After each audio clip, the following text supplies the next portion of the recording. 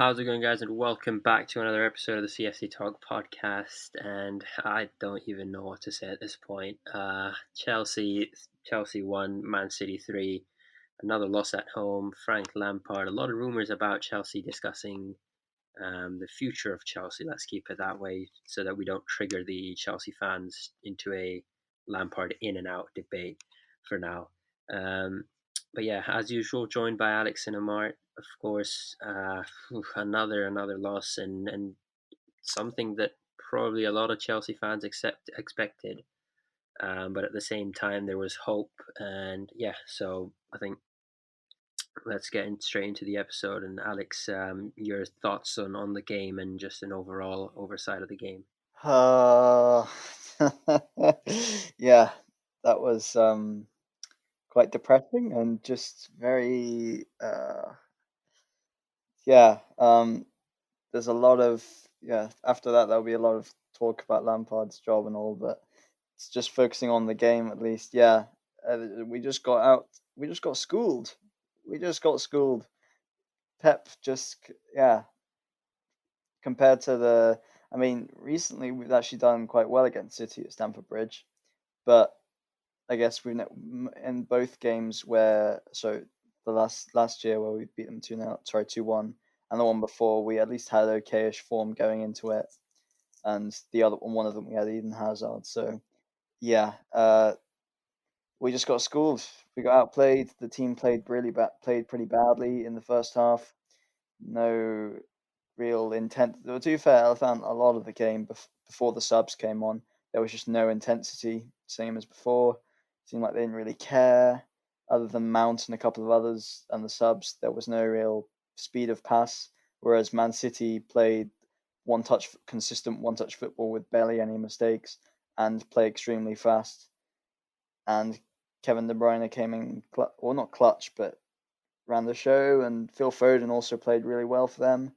So yeah, I mean, Man City did play extremely well, I thought, but yeah, we were also pretty abysmal in the first half, and then second half things looked a little better, but there's no use in being a little better when you're 3-0 down.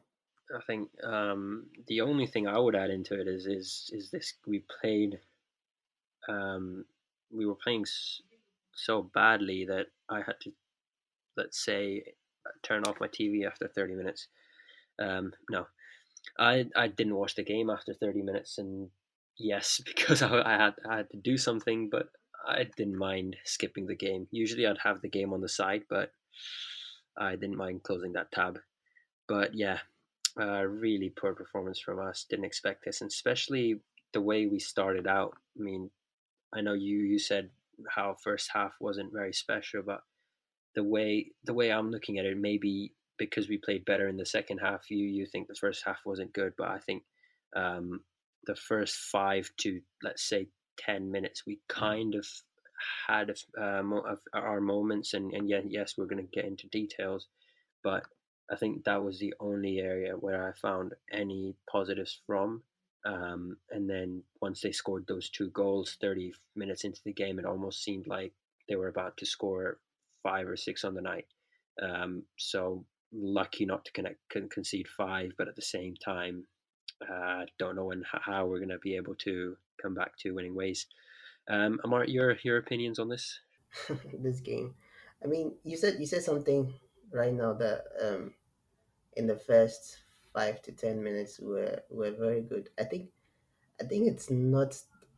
I don't want to say it. I don't want to say anymore that we were good in the first 10 minutes or the good we're good in the first 15 or whatever minutes it is, because it has been the same thing in the games that we've lost this season. We've always come out strong, whether we play away or we play home. We've always come out strong, and I think it's just a tactic from the other teams to just allow us to play so that they see what our game plan is.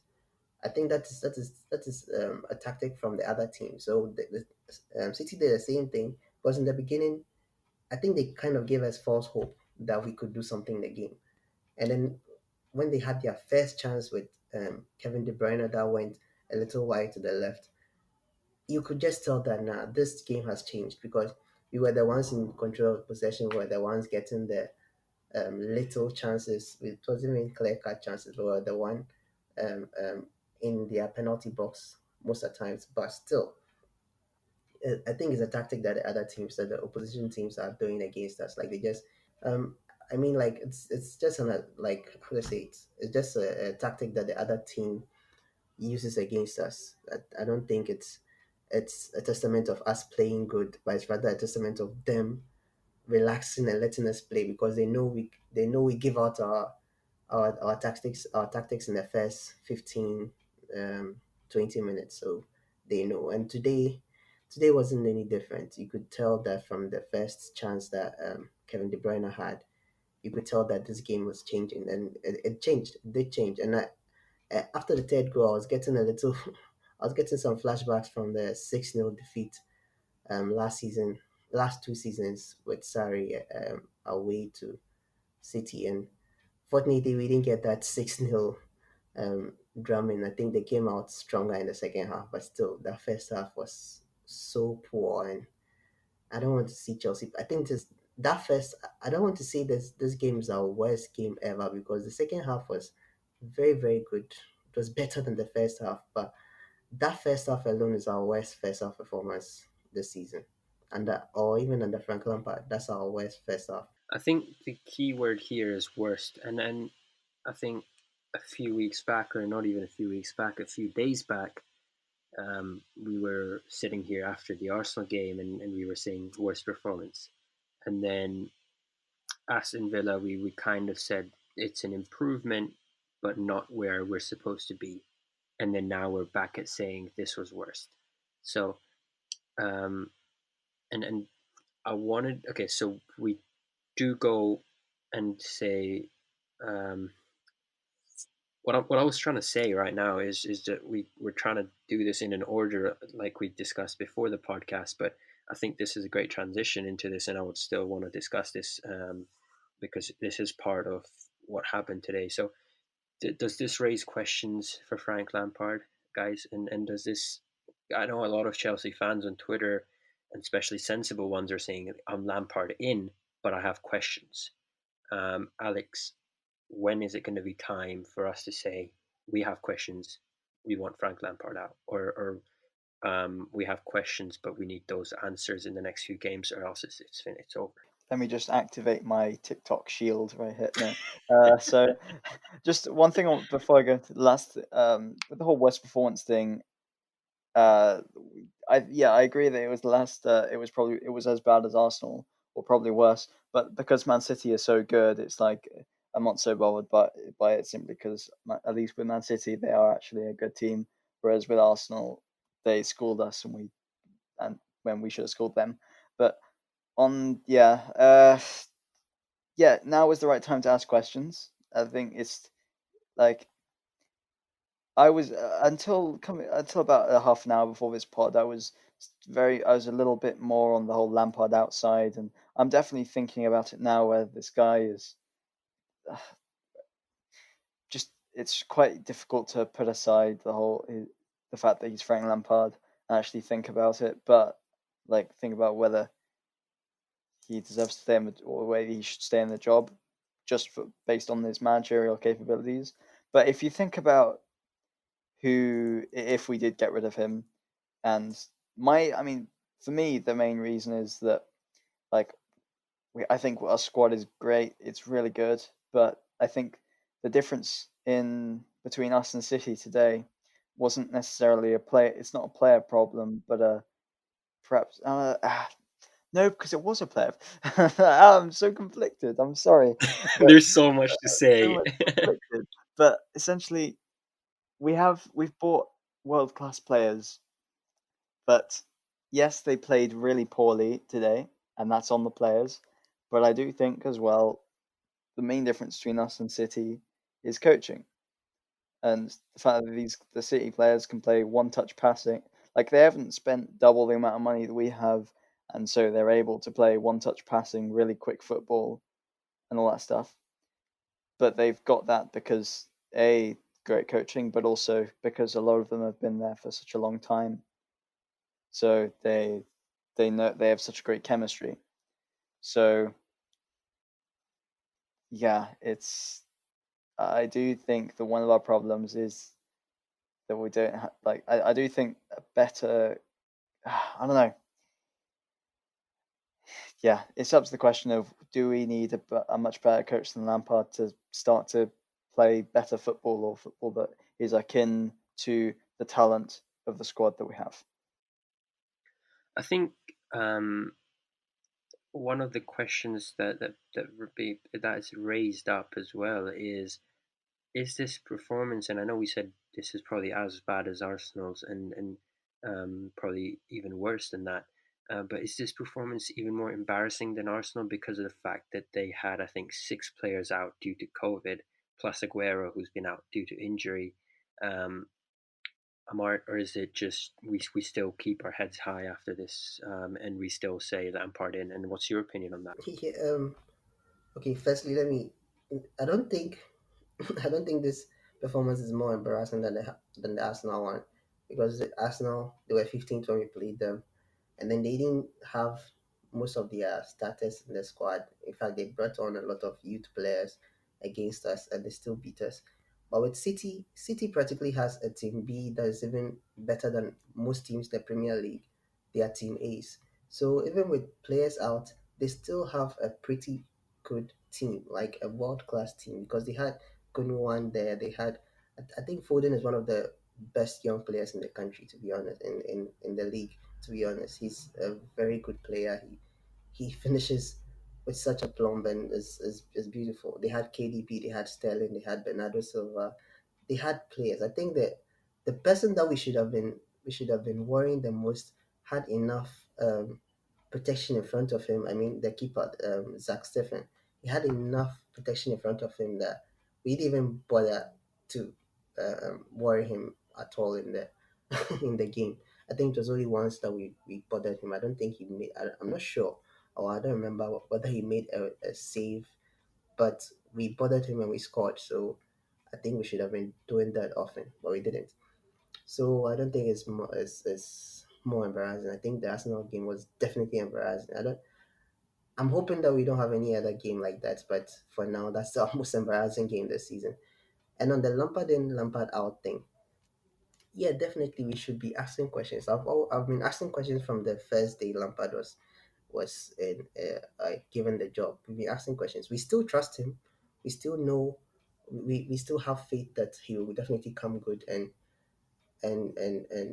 put and get us where we need to be. We need to be as a team. He's been saying that all the time, and we trust him. But definitely, we have to ask questions, especially in times like this, because for me, when it comes to formation, I prefer if he goes back to the old lineup, like the old style, like last season, where he was switching up the tactics, or switching up the formation according to the team that we play, and it worked pretty well last season, because last season we beat United, we beat City, we beat Arsenal, we beat Spurs home and away, and we've not done any of that this season. So it's I think that is the question that I might throw at Lampard if I was to ask questions about his managerial abilities. That's the question I'll throw at him. That why doesn't he go back to that system? Because I think he did that better than anybody else. Anybody else. I think he's the one. He was able to identify a team's weakness and then do a formation accordingly. For some reason, the small teams were never in line with that. But for the big teams, he did that pretty well. So probably that'll be the question I'll ask for him. But for the fact that I don't think, let me see, let me put it this way.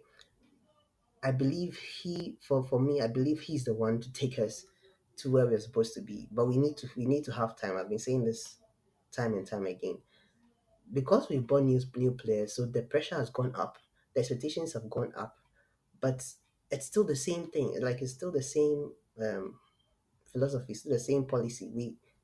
The things like the growth needs time, and we can't grow in just a day or 2 days or so. I think sometimes Lampard is the how to say it.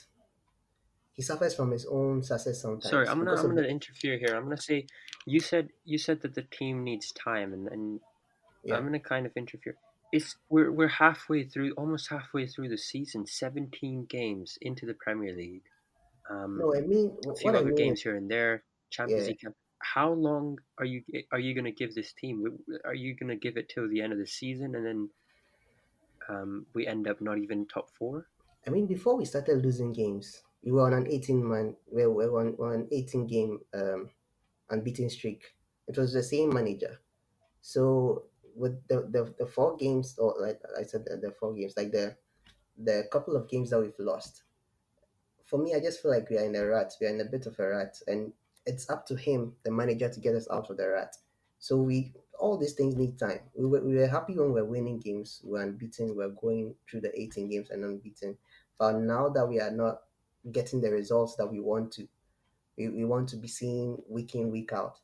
Everybody's in arms of not giving the manager time. But this is what time means. You give him time in the successes and you give him time in the failures. So it doesn't really, for me, it doesn't really. I think I agree with Alex. Alex said something before the pod. I think on the server or something, like, if we end the season out of the top four, then that is when probably you'll be like, okay, we've given you time, but we have finished outside top four, and then that is where the major questions will start being asked. But for now, we are. I think we've played the 16th game this season now. I think you said so. We still need to give him time. He's still inexperienced, whether we like it or not. He's still inexperienced, and he's still learning on the job. So if he has given us the 18 games unbeaten run, why can't he give us that again? I think okay. So I yeah. I'll give my opinions on this, and I'm stuck in the middle. If I'm being honest, my the best way to explain this would be is my mind saying thank you Lampard, but my heart's saying no. We can probably come back and we can dominate or at least get top four. And I'm not specifically going towards Lampard out or Lampard in, but I'm just saying that he needs to try something else. And if we don't see him trying something else, I would have taken a loss tonight if we tried something else. I will take another loss. I will take a loss against um, Fulham in the next league game if we try a different formation, if we try a different system, if we try a different pattern, because I see him trying to change. But if I see the 4-3-3 formation again, if I see the same old cross and try to score, and if I see the same things, I can't sit here and support Lampard. Yeah, I think And so sorry, but I think that is what, like I was saying, but the tactics have to change. It has to go back to the days of him changing when things are not going right. I think one major defense that we had for Lampard last season was that he wasn't rigid as Sarri, because Sarri didn't change no matter what, whether we won or we lost. The same formation, the same substitutions in and out. But with Lampard last season, he wasn't doing that. Like, he was actually making changes when things are going wrong. But I think that is where he falls short this season. I think that is what you're saying. This season, he has been he's stuck with the 4-3-3 for a while. And don't forget something that a lot of fans were asking for last season. A lot of fans who are Lampard out were saying last season that he's not he's too he doesn't have one formation that he sticks with. He doesn't have any plans. He doesn't have any philosophies. He just goes with whatever he wants to. He's copying other managers' tactics. But I think that worked better than what he's doing now, to be honest. yeah, I think I agree with you on that one. And to end this kind of Lampard in, Lampard out, the best way to do it. Okay, so Matthew, get ready to clip this. Are you guys Lampard in or Lampard out? Emotions aside, just pretend it's hard to pretend that he's only a manager at Chelsea, but pretend he's just a manager at Chelsea. Alex, in or out? Can I average it and go Lampard on? Oh man. so earlier today I was Lampard out after, especially after the game and during the game. I was just I'm very conflicted about it. But after thinking about who we could actually replace him with, I am going back and I'm saying, yeah. Well, I said before, to be fair, like he's on thin ice, but give him till the end of the season. Now I'm like, yeah, I trust in him to bring it back to get us out of this hole that we're in. So I'm Lampard in. I am, but he's on thin ice. Amart, your opinion on that? Yeah, I mean, I agree with him, but I'm definitely Lampard in. And yeah, I think we should give him to at least the end of the season. I mean, last 2 seasons under Sarri, we lost. We lost to City twice in a row. We lost to City 6-0 at their home, and we lost to them in the Carabao Cup final. But Sarri still had a job to the end of the season, so why can't you give Lampard a job to the end of the season? Because I don't really, like you said, I don't see any like drastic, like any manager who is going to make any drastic changes all of a sudden. But I, still Lampard in to the end of the season, no matter the results. I'm gonna go with Lampard in, but I'm not gonna give him the end of the season. Um, I'll say. What will it take? Is it just the, like you said, the change in tactics Yeah, that I think you want to see? if I see a different formation, if I see a different tactic, if I see a change, I'll keep saying Lampard in. And if I see the same 4-3-3 in the next few games, and if I see the same crossing tactic, and if I see another two losses in the next three games, I'll probably jump on the bandwagon of Lampard out. As much as it hurts me to say Yeah, this, um, yeah, but yeah, I think yeah. I'm gonna try and when I give my opinions on this, I'll try and put my Chelsea sleeve on before Lampard. I know he's a club legend, and it's not going to be an easy thing to say no to him, but you've got to do what's right for the club. And I think we said it a few episodes back where I think Lampard's smart enough to realize what's right and wrong for the club, so he'll step away when he thinks he's unable to change it. Yeah, Yeah. The problem with it is like since the games have been coming so thick and fast, he's not gonna I'd be surprised if he changes much. He's only got a week. I mean, he may have a week and a half if the Morecambe game is might be cancelled because they've had some COVID issues, I think. So who knows on that one? But it, I just you don't see many managers that out of the blue come and change up. Say we try a two striker system or something. When Lampard's never done it in his whole career, or at least at Chelsea, he's not done it. So I'd be very. He's not had time to work on different strategies or tactics. So I am extremely doubtful that he will change to a 4-4-2 or something like that.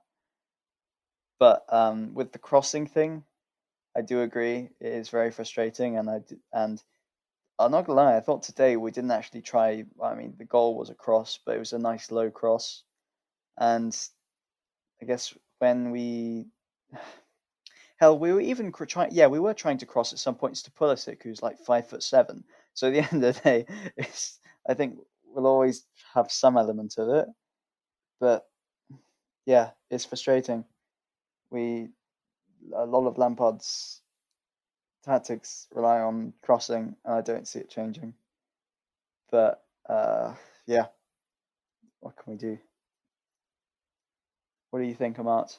yeah. I think to me, I don't see like I totally agree with you. I don't see Lampard's tactics changing. I don't see it changing. I think all the players need to be on their good on like on their best form to actually see their formation um, um be successful. If there are some certain pieces, there are some players that are really key to the way Lampard plays. Very key. When those players are not in, then we suffer. And I think that is why I don't really like us playing or sticking to one formation like that. Because if you look at the players that we signed Ziyech, we signed Chilwell, we signed Werner, we signed Havertz, and who else? I don't want to talk about the defenders, but I'm talking about the strikers. these players fit in perfectly with the 4-3-3 system. These players fit in perfectly with the 4-3-3 system. If we play with a 4-4-2, like how we all want to play, some of these players will not figure out. Like they will not start games. If we play with 4-3-3, everybody gets a chance. Everybody plays in their preferred position. As long as everybody's fit, everybody plays in their preferred position, and then in that 4-3-3 formation. But in the 4-4-2 formation, somebody will left out. Somebody will left out, and I don't think these players were brought in with that mentality in mind. But like I said, I prefer him going back to last season where he was bringing out formations depending on the team that we faced. I think that would be better. I don't think certain players should be given more importance than others. If this formation fits these players should play. If the formation fits those players should play. But like you said, I don't see this formation changing. So probably we might see Mohammed switch very soon. But yeah, like we barely see the three at the. I don't think we've seen three at the back at all this year, Yeah, and that could be down to Marcus Alonso essentially being dusted yeah. after West Brom, and maybe yeah, but yeah, maybe Mohammed. Maybe we'll see you turn to the Lampard outside in a couple of weeks. Hopefully not though. I hope not. I'm not looking forward to saying Lampard out. Sorry, Amart, but I'm not looking forward to saying Lampard out. But if it gets to a point where we can't find our stride back, and if we don't see a change, then I'm gonna have to jump a bandwagon and start calling him out. But I mean, but let me throw this question out there. If we get him out, who are we getting in?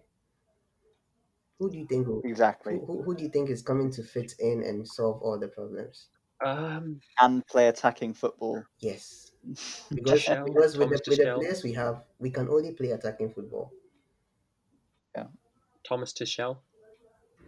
He has big issues with, if you've seen much, or at least from what I've heard, at least he fell out with the board at both PSG and Dortmund, for Dortmund. yeah, So I doubt that. Like I like the idea of him. I do like him, but but not with Marina and Abramovich. It just seems like it'll be like a Conte 2.0 when he just goes into a strop when the board don't give him what he wants. I don't know. yeah, Maybe exactly, that's a bit exactly. too. Because like with the thing you just said, this is the reason why I prefer Lampard being in the job than any other manager, because I feel like Lampard has such a good um relationship with the board, with the owners, and all that, that he might not have problems in terms of things like that. He might not act out. He might not, because he's got the players he wanted. He's got all the players he wanted. But with a different manager like Tuchel, like what you're saying, but did he win anything at Dortmund? Like the league, did he win the league a lot at Dortmund? I know he won something there, but I don't know whether he won the league at Dortmund. I don't think he did. I don't think I so. don't think. I think the last manager to win the league with Dortmund there was Klopp, right? I don't think. Yeah, Yeah, and then with PSG for me to be honest, if Lampard should get a PSG job today, he's winning the league because I honestly don't. to be fair, I honestly don't see the PSG job as such a difficult thing, or like something that, like, how to say it, the best managers should have, or something like that. I think any manager, whether average or good, unless maybe the manager is very, very, very bad, but if the manager is average or the manager is good or a qualified manager, I mean, that person is going to win something with PSG. yeah, it does seem like an easy job. I would say when you have players worth 200 to 300 million, you win the league. But then I just realized Chelsea spent 200 million one transfer window. Yeah, but they, Um, but they spent 200 million on one player. They spent 200 million on one player. So don't forget that. yeah. No, I think we you could sit on this topic for days and days and days, and you'll find reasons to say yes or no. Um, and yeah, I mean, at the end, got to respect both sides as long as it's criticisms rather than abuse. So I think yeah, it is what it is. Got to discuss it. I know we were meant to discuss this at the end of the podcast, but um, well, might as well get it out of the way. Back to Man City, if we may. First half, the incident that happened with the goalkeeper, and we took the free kick outside the box. Quite surprising. I think that's just I think that is the rule. Yeah, I didn't think it was, but I don't think It has to be. I was reading on this because I wanted to see what it was. If the only way it would have been, so if it was outside the box, it would have been called handball, but because it was inside the box, indirect. it's called a back pass, which basically means you take a free kick from where the goalkeeper picks up the ball, Yeah, whether it's 2 meters away from the goal or at the edge of the penalty box. yeah. I think that the back pass, if the back pass was a headed back pass, he could have taken it. He could have received that back pass with his hands, but because it wasn't a headed back pass and it was given to him from the feet, taking it with his hands in the penalty box, it's a violation. So it's a foul. So it's an indirect free kick. yeah. Yeah, I think quite surprising. But that enabled us to Enabled us to I think he muted himself. lose. sorry, sorry, muted on the Enabled wrong us time. to lose. Yes, this indirect free kick that we had caused our downfall right here. Go on. No, I was just no, I was saying that the free kick led to a few corners and a few chances, and even though we weren't able to score on those, Man City did break us on the counter attack. The few minutes that I watched, the half an hour of the game that I watched. Um, is it okay? So this is where the question that we can raise is: we play such attacking football, Amart, that our defense sometimes is exposed. And I think that during the 30 minutes that I watched, we weren't able to string passes along, and we made quite a lot of errors in passing, and we gave the ball away, even though Man City were doing it as well. But ours, I think, was a more careless way of passing around. Sometimes I would see Zuma trying to pass it from the left to the right like he was Ziyech. Um, and so what was that? What was going on in there? What was happening there? Yeah, I mean, we were trying to play beautiful football than the masters of beautiful football, and I think we're doing too much. I think that was one thing too that I hated in the game. The first half, the second half, I didn't see much of that, but the first half definitely, like, we're doing too much with the ball. Like, when we get the ball, instead of finding a simple pass, we are trying to find I should say it's a FIFA pass or whatever it is, a beautiful pass across the field or something like you said. I saw some passes where Zuma was giving some long field passes as if it was Ziyech. I mean, there were players right around you and you were trying to. We want you, the fans at home and abroad, to support someone else. Sorry. Yep, sorry. Go on. Did someone play Go on, someone Alex. else? Go on, Alex. No, go on, Mohammed. I've lost track a little, so go for it. Someone was listening to something because I heard I heard, support someone sorry. else. Oh fuck! Sorry, that was me. yeah, It came up. Someone sent it to a Liverpool fan. One of my friends sent it to me just now, saying, "Alex, what is this? Why does Lampard want everyone to support someone else?" somebody Sorry. sent me that as well. So when I heard it, I thought mine was the one playing. Somebody sent me that. I'm on Twitter right now, and I was on the video. It's weird, but I'm on like it's on my feed, so I thought I played it. So I thought, but I think Sorry about even that.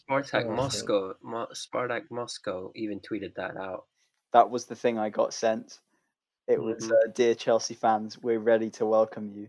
Kind regards, Yeah. FC Spartak Moscow. And they've posted the video, dear Chelsea fans, can support us. How the tables have turned.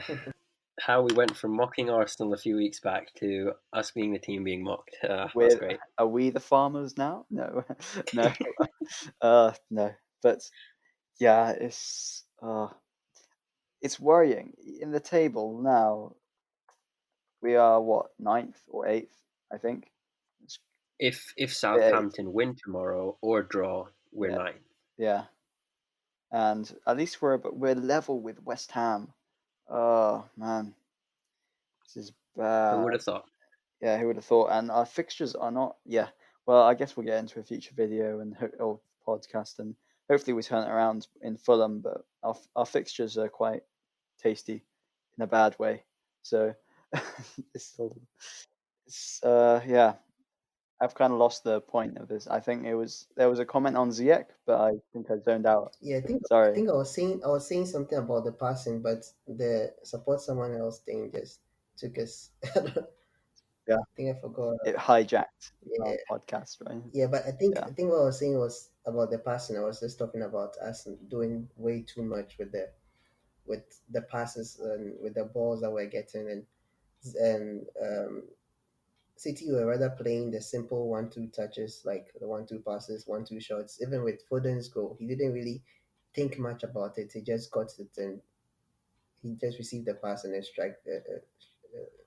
hit the ball one time. He didn't even take it down, nothing. He just hit it one time and he beat Mendy.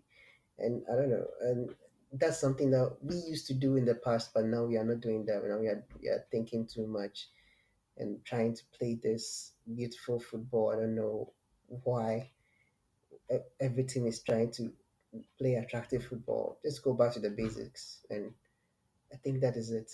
I think yeah, it's that's something to discuss. To be honest, I mean Hakim Ziyech out for 5 games and you know didn't have much of an impact throughout the game, but it did make a difference on that right hand side, and the fact that on the right hand side, and the fact that we weren't playing switching Werner and Pulisic around again. So Alex, what did you make of that in the first half?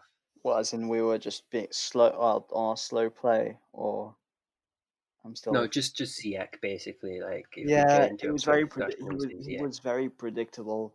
Um, like yeah, very predictable. Just he put some crosses in the box, but they weren't really very lofted or didn't. I mean, they were aimed at Pulisic, who he's too short to get onto the end of them, and yeah, he was very predictable. Always went onto his left foot. Always tried to bend into the far corner, and yeah, I guess that's yeah. Cho definitely when he came on definitely vindicated starting arguably over him or Pulisic uh, at the moment because yeah, Cho was just much more. He was a lot more unpredictable and direct than Ziyech at least. Pulisic was all right, thought in the game, but it was just a couple of things weren't really happening. So his first touch on a couple of occasions was a bit off, and I think Amart said before the game, I agreed that he didn't look very fit. So yeah, Ziyech was on back on Ziyech though. Yeah, just uh, not very unpredictable, not really creating much. But there was still some good movements. I remember in the first half, I think there was a couple where Zuma kind of played it over the top, like on over like three or four, like bypassing 3 or 4 City players and getting it to him. So there were a couple of times we managed to get onto City on the counter with some runs through Werner and Ziyech. But yeah, just nowhere near good enough, nowhere near unpredictable enough to cause problems. Yeah, it is a good debate to be honest. Callum Hudson-Odoi versus Hakim Ziyech, and of course Ziyech coming back from an injury and put Odoi having a few coming off a few performances and not even starting today. Amar, who would you have preferred to start? Let's look at it that way. Prefer to start. I think I think our lineup was pretty solid, to be honest. Like I didn't really. I, I don't think I would. A fit Ziyech starts over Hudson-Odoi any day. So I don't think I wanted him to start. But Ziyech really didn't look. I think he didn't really look like he was all that fit. He looked like he was rushed on, and I think it was. It's very obvious. Like Lampard was uncertain with whether he would start him or not in the press conference, and all of a sudden he starts, and I don't know.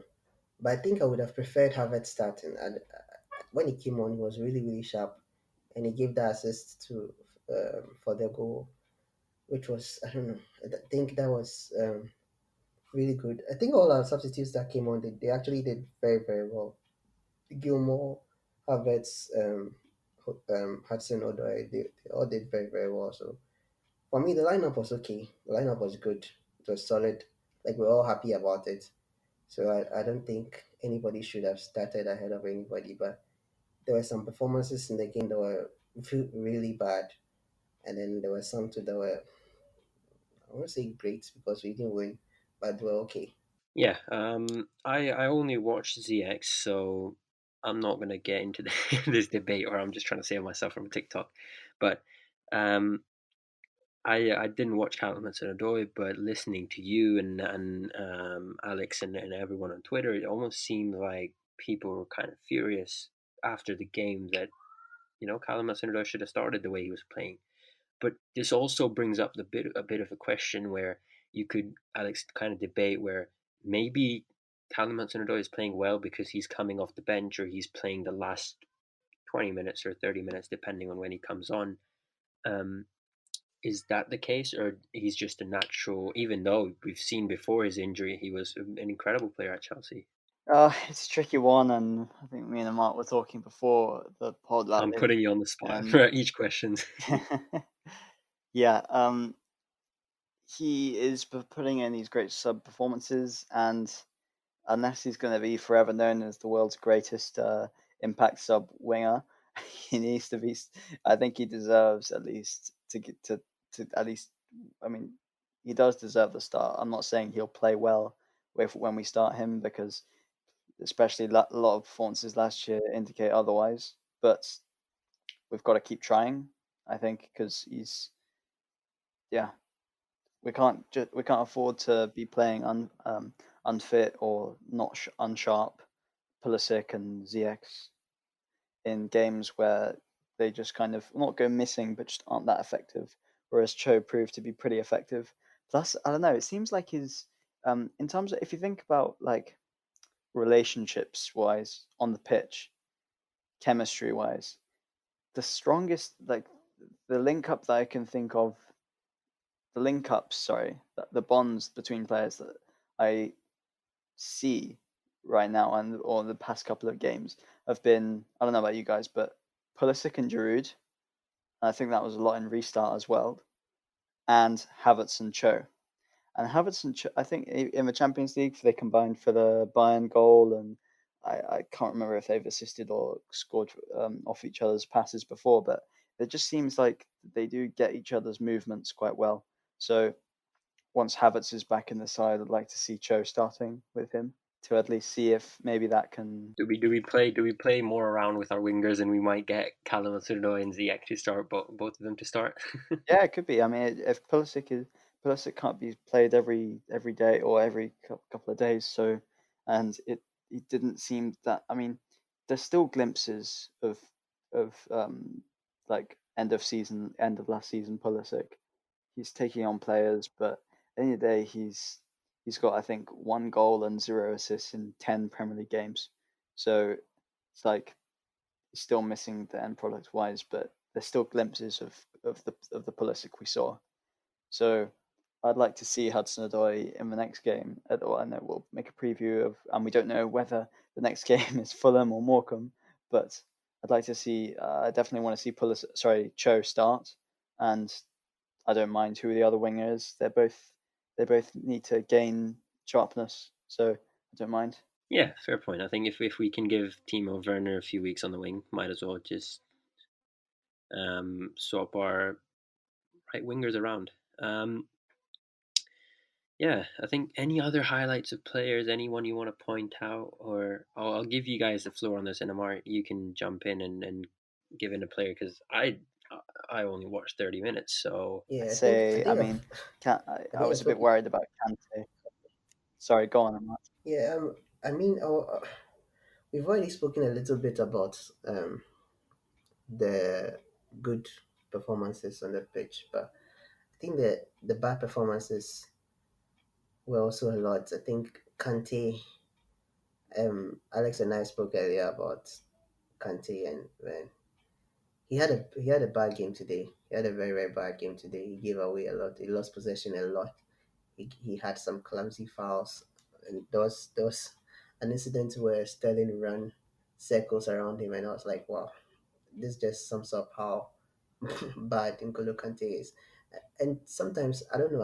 I don't want to blame him entirely because I feel like he has been instructed to move forward quite a bit, and I think when he moves forward, he doesn't really help the team that much because he's not a player. He's not a player that's supposed to be finding pockets in defense and giving the strikers or the attackers passes to score goals and stuff like that. He plays best when he plays as a holding DM, and we've seen that this season. This season he has been playing as a holding DM. Like when he's in the DM and he doesn't advance and he leaves the advancement for Havertz, Mount, and Kovacic.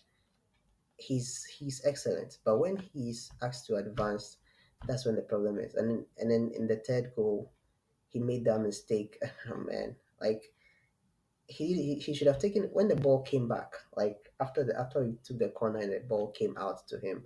I think he should have taken his time, found the pass, and then given the pass out. But he just kicked the ball straight in, and it fell straight to a City player who then passed it to Sterling, and then we're on the back foot. And to be fair, he really went toe to toe with Sterling, like until the very end. But I mean, KDB was there to give to score, so I don't know. But that goal was definitely his fault, and he wasn't really that good in the whole game. And when Gilmore came on, you could see that there was a gap there that needed to be filled because even with Kante there was still a gap. There were still players that were running around him um, willy nilly, and I think Gilmore played better than him today. So I think he's the one that will highlight as one of our worst performances in the game. There were others, but I think his performance stood out the most.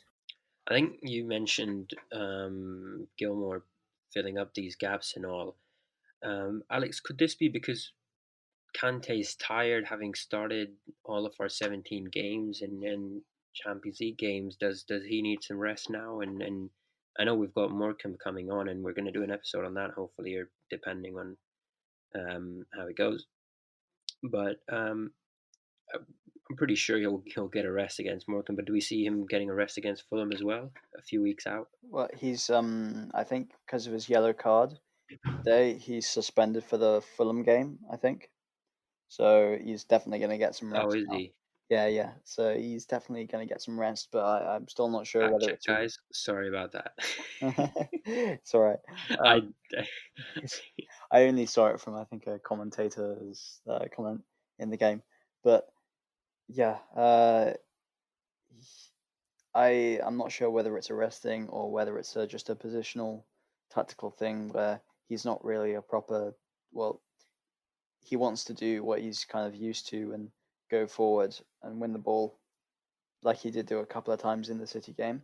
But I think Lampard wants him, or we need him to sit back more and give the defense some cover. And combine that with Kovacic not really with playing a pretty poor game. Yeah, our defensive cover was pretty non-existent. So yeah, this kind of you'd like to think like would Rice, if we did have Rice in the team at DM, I don't know whether it would help would make us win the game, but it would definitely make us a little more solid, and maybe prevent at least a couple of the goal, maybe one or two of the goals being conceded. Exactly. I just want to chip in something about Kante. If he misses the FA Cup game, he's available for the Fulham game, right? Because it's still Oh an FA game. Because even if he misses the FA Cup game, he will still be available for the Fulham game. That is if the yeah, if the if that's the true. Morecambe game doesn't come on, then he'll be missing for the Fulham game. But if he doesn't play the FA Cup game, I think he'll be available for the Fulham game. Oh, so apparently I searched up Canter Yellow, and according to Carefree Youth on Twitter, the 5 yellow card rule for the Premier League doesn't get transferred Oh, to the FA Cup, so he can play against Morecambe, but he is suspended for Fulham. okay. So the 5 yellow card So we're rule, it probably going to doesn't. see him start. I mean, I think it happened. It happened like that for Jorginho last season. Am I wrong? There was a game that Jorginho was supposed to miss. It wasn't a red card. It was a 5 yellow card, and he missed the FA Cup, and he came for. I might be wrong, but I think I remember something like that happening to like Jorginho last season. But I might probably be wrong. Yeah, I guess we're going to have to find out with all these rule changes and all these conditions and all. I don't want to Yeah, get another fact wrong, because so because it's a bit weird that the red cards transfer, but the 5 yellow cards can't transfer. And, oh, probably. yeah, it is weird. I'm going to have to agree on that one. Okay, next topic of discussion: the team ratings. Let's head into this. Amart, out of 10. I think I'm going to give the team a solid 5. Yeah. I just Solid, and then 5, No, sorry. and then the silence. yeah. I don't. Oh, I think we've spoken a lot. We've spoken a lot about the performances, so I just want to just keep the ratings and then done, like a mic drop rating. it's like I was thinking, oh, is he going to do it 5 out of 5? A solid 5. A solid 5. It's like, oh, that's yeah. I'm going for 4.5 to one Not to a one solid. as a mediocre 4.5 out of 9.5. So technically still undercutting Amart's. So by Yeah. very small. Based off the first 30 minutes, I'm gonna have to give it. I think 4 or 5. I mean, even though I watched 30, and those 2 goals go in, didn't seem like we were ever in the game, and we were kind of pressuring City into making errors and into giving the ball away, even though they were misplacing passes, but they would somehow manage to recover. Yeah, I think at this point, if we continue to lose, and which I don't want anyways, it's going to be a lot of repetition of change tactic, change manager, change player, change this, change that, change that. So I think at the end of the day, I'll say let's hopefully look at it from a positive perspective, and let's try and continue to back Lampard. Criticize him, don't abuse him, and yeah, I think that covers the whole game, the whole situation around Frank Lampard, and then the Lampard in, Lampard out. Anything you guys want to add on, Alex and Mark?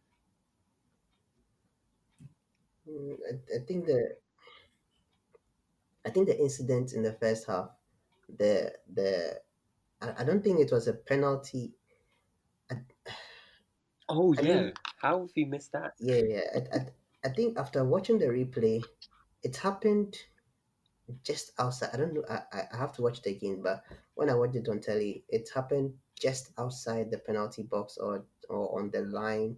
I think probably after watching it back after the game, I realized that probably that was the reason why they didn't give it. But if that happened inside the penalty box, that is a definite penalty because he didn't touch the ball.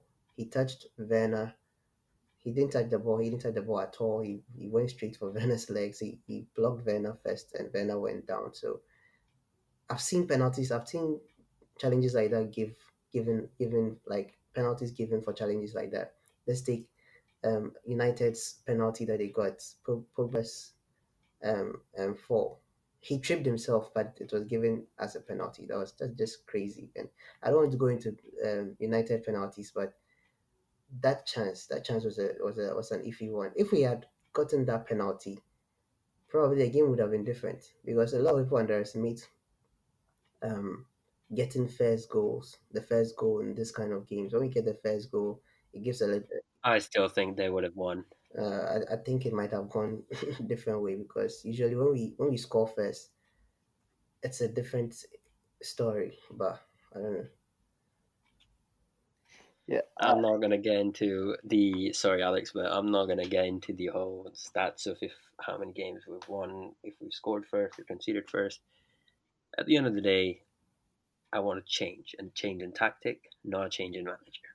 Now, I rest my case over there. in all fairness, yes, this season when we're not that. I mean, there's probably not that much in going for the whole score one goal. How do we do? But in the games that we've played against City, particularly the one especially a couple of years ago, the one against Sari, sorry, one with Sari where we we barely had a shot. We barely even got into City's half. It was the one where we beat City 2-0 at home under Sarri.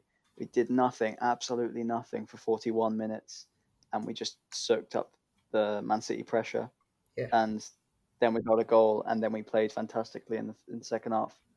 But I think difference with that was that City nowadays, I mean, I think especially this season, they sit back a lot more. Yeah. So they're a lot more defensively solid. So they kind of just soaked up what we had in the first 10 minutes, and then just countered us. And I think that was all there was to it.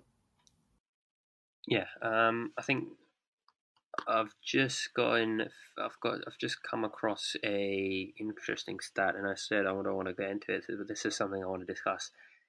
Roman Abramovich took over the club in 2003. Since then, we've had many managers, let's put it that way. And tonight, after tonight's loss, Frank Lampard has now dropped to the lowest points per game average, which is 1.67. And he's dropped below Andre Villas-Boas and all the rest of the Chelsea managers. But overall, from the day this club was formed, Lampard is sitting at the fourth position. So two more losses and he will go to two more losses and he will be last. And he surprisingly has played. He's managed Chelsea for longer times than 7 managers on that list. So interesting. But in Frank Lampard's defense, I'll say one thing: he's had to go through a pandemic, he's had to go through a transfer ban, and he's had to go through Eden Hazard. Yeah, but I In all think I fairness saw. to him, I don't think like go on, Amart. Yeah, I think the Athletic had a story about that yesterday. I think I read. Yeah, I read it yesterday. I'm trying to open it up now. Yeah, yeah, they had a story on that yesterday, and he was already on the bottom, but he was equal to Villas Boas, and Villas Boas had played less games than him, and I think yeah, so he was on the bottom to Villas Yeah, Boas. it's around 30 games Yeah, less. yeah, yeah. So yeah, he was always been in the bottom. But have you checked who is at the top? Sorry. Have you checked who's at the top? Yeah. Actually, it's Avram Grant Yeah, with. But then again, he's only managed for 32 games. I think, in all fairness, as I would give it to Mourinho, who's gone 202 games, 2.19 points per game average. Wow. yeah, but that's not the stat. You will give it to him as the best manager, but the stat gives Avram Grant as the best manager in terms of. I mean, yeah. I mean, again, yeah. But then you're looking at someone who's managed for 32 games compared to Mourinho, who's done it for 212 I think with I think the difference. I trophies. think the difference with Avram Grant is, I think even it was even written in the Athletic story that with him, it was the players that actually took over. It wasn't really him that did much. He came on right after Mourinho was sacked, I think in 2007, and I think the players were the ones, just like Di Matteo. I don't want to say anything bad about Di Matteo or Avram Grant, but it was fairly clear that the players were the ones delivering on the pitch. The players didn't really like the old system, and when the manager was out, they decided to play what they wanted to play. The manager gave them the freedom to play what they wanted to play, and it happened when Di Matteo took over, I and it think happened when Avram Grant took over. I think when you have Drogba, Yeah, Lampard, Terry, Cahill, all of these guys in their prime, you let them yeah, loose. Like you want to do whatever you yeah, want to do. exactly. Because I think there's a running You joke. can't constrict them into a certain tactic. You just say go for it. Yeah, exactly. And I think Lampard lacks in that. But yeah, it's not a good look. It's definitely not a good look. And I've seen the Lampard out brigade post this everywhere on Twitter. But it's not a good look. But it doesn't really mean anything for Lampard, like him being a bad manager or anything. So Exactly. I mean, yeah. I mean, this doesn't show the manager. I mean, if I'm looking at the list, Antonio Conte surprisingly comes up third on the list. But if you look at it in a ethical point of view, you could say Lampard's relationship with all of his players is pretty good compared to Conte, who was having fights every other day. We would hear some random news coming out of Cobham every other day between players and the manager. So, you know, not only do you look at these stats, but you also have to look at it ethically and in a personal sense. I think that wraps up tonight's episode, guys. Yeah, I think so. Sorry, I said I originally planned for 45 minutes. Change is needed. Anyways, guys, thank you for listening to the episode. If you're on an audio platform, thank you for watching it. If you're on a video platform, of course, Chelsea, having only won one game of their last 5 in the Premier League, have got the FA Cup to play next week, depending on how it goes on. Of course, Morecambe players have been tested positive for COVID-19, so we'll have an update on our social media pages, as we've been doing the past week with Man City. I'd like to end it by saying thank you to the CFCTALK team. Happy New Year, actually, to everyone, because by the time we're recording this will be the first episode of 2021. Not the best of circumstances, but yeah. Thank you to everyone who works behind the scenes. And again, just an emphasis on something, make sure to join the Discord server if you want to have a chat with any of the hosts, any of the members, if you want to have a Chelsea chat basically with anyone around the world. And follow our socials for flashing updates, as well as on the 15th of January, I can finally announce, as I did in the last episode, we have a lot of big plans coming ahead and a lot of new things coming. This is probably, if you thought the website was big, this is going to be the next thing. So yeah, make sure to subscribe, leave a like rating, and we'll see you next time.